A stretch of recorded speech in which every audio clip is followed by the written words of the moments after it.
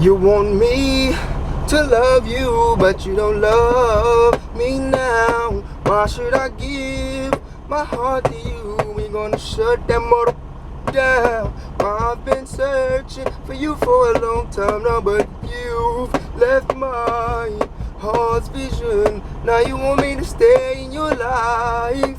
That won't happen again. No, you said no.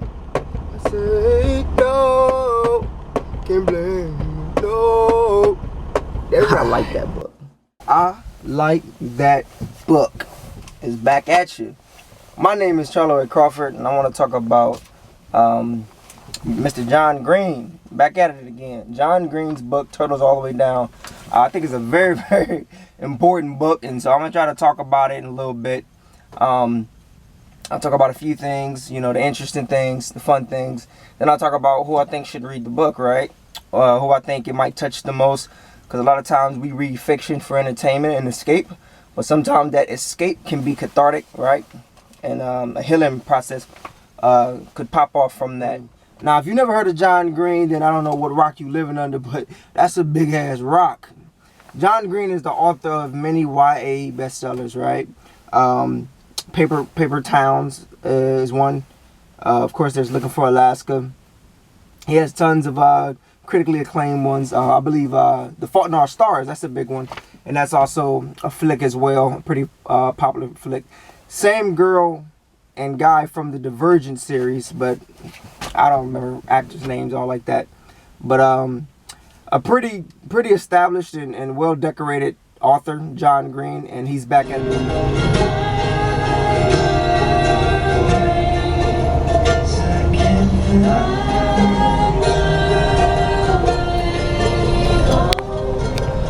When you look at the cover, it's pretty bland, right? White, and then there's some black letters and some orange spiral and everything like that.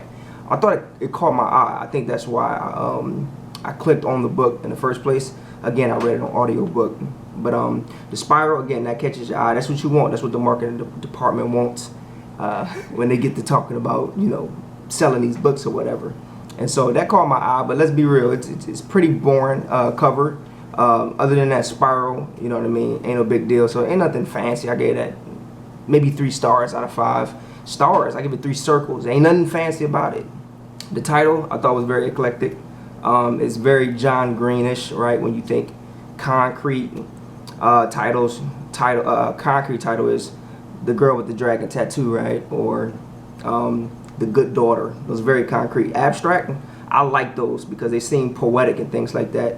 John Green always have those abstract-like and poetic titles. The Fault in Our Stars, Looking for Alaska, Paper Towns, and now Turtles All the Way Down.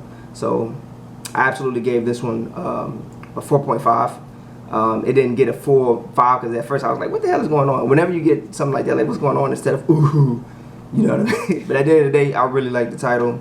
Thumbs up on that, John Green. You get a 4.5. You don't get a total 5 though, so move to the side. You a good writer?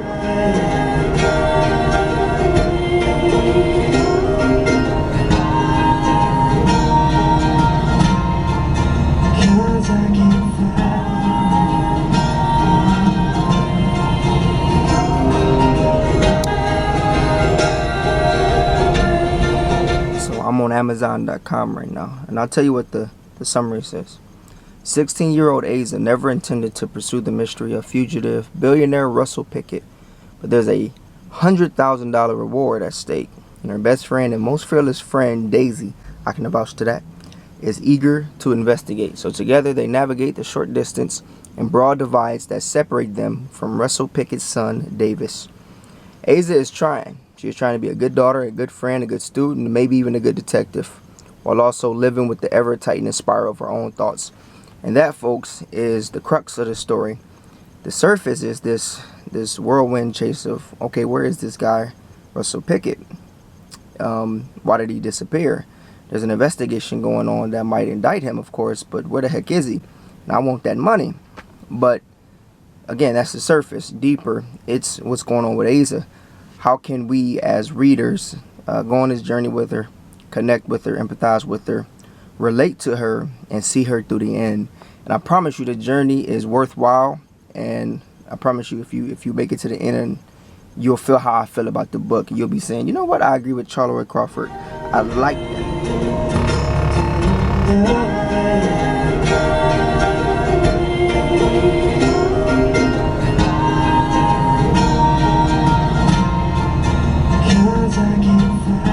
This book was absolutely crazy. People just, going and putting hand sanitizer in their mouths. Hello? Oh, hold on. Oh, sorry. Oh, we done? We free? Yeah. Y'all have a good one. But y'all not? You just not next time? Huh? Oh, I thought y'all was like standing there for a long time. No. Okay, all right, y'all. And so at the end of the day, even with all that going on, anybody can do anything they want to do in this life. What am I talking about? Hold on.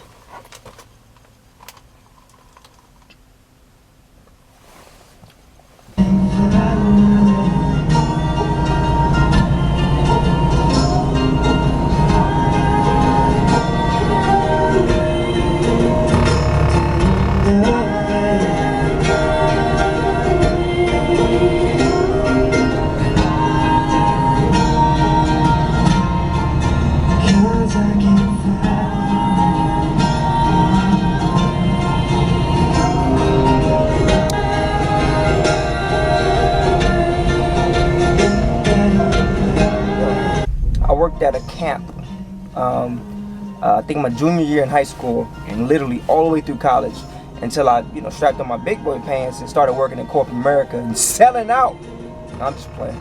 But I did work at this camp called Camp Cheerful, and it was a camp for those with disabilities. Now we had kids there that could literally be age 7, or we had somebody there that could be 99 years old.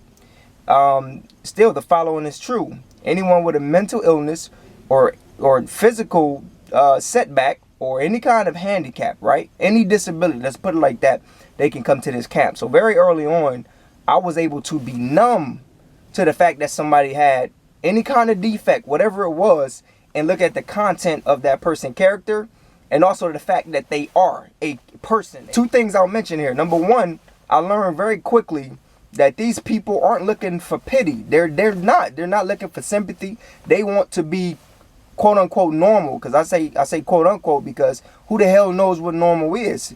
Your idea of normal and my idea of normal is totally different. I'm from the hood. I can go to somebody grew up in the Amish. His normal is not my normal. Where the TV at, bruh?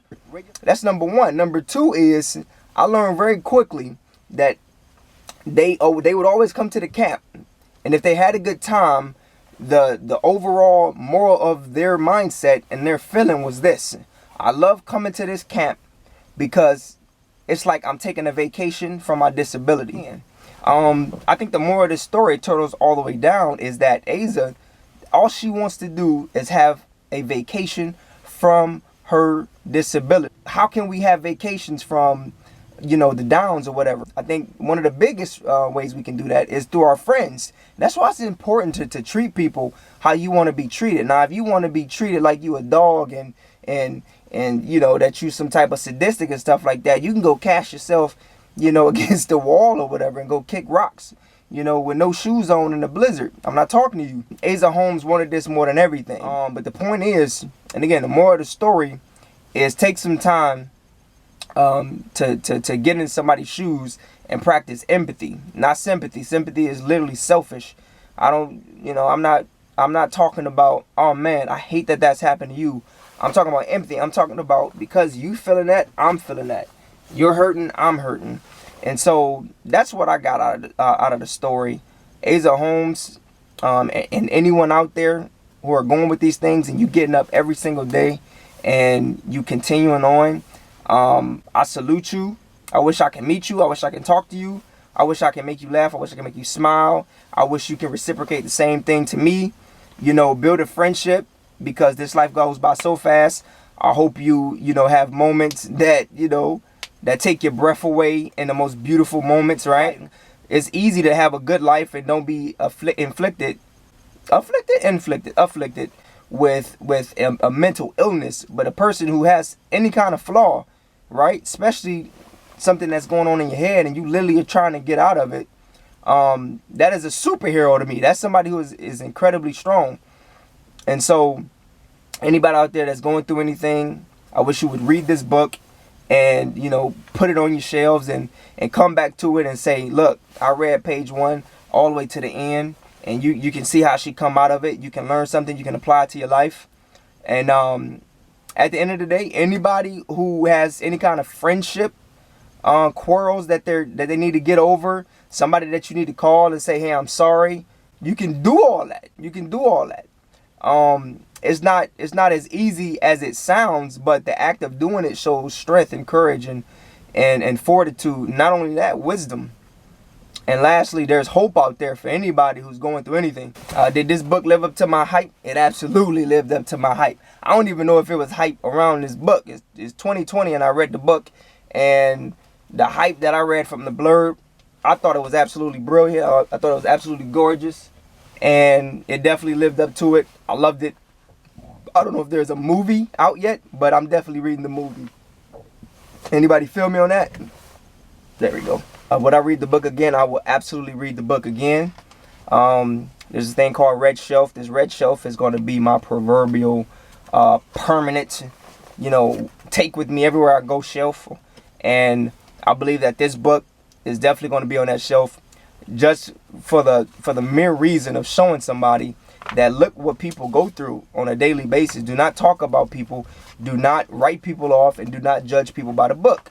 Get to know somebody and get to help somebody and things like that. And you might be surprised how beautiful people really are inside. And at the end of the day, I gave this book a 5 out of 5 stars. There's great plot mechanisms in here. The writing was absolutely gorgeous. It's John Green, right? He writes very immersively and poetically. So not only are you getting a book that's feel like it's plot heavy, but also character heavy as well, where you're inside this person's head, you're inside this person's life, you're walking with them, you know, you feel the sensations as they feel. And also the plot is very, very interwoven, and you're entertained and things like that. And I believe that these are what books are supposed to be like. You know, just like folk music, man. You listening to it, and at first it's a little weird because it catches you. You can catch a tear fall and things like that. But it's beautiful, beautiful lyrics, and they're real, they're raw, and they're basically fundamental to life. And they're not talking about just nothing. There's a meaning here. There's a purpose. And so I say, John Green, I say I salute you. I say, turtles all the way down. I like that book. I respect you. I got a green light, so I'm that way. Charlie Royale. Let that sink in.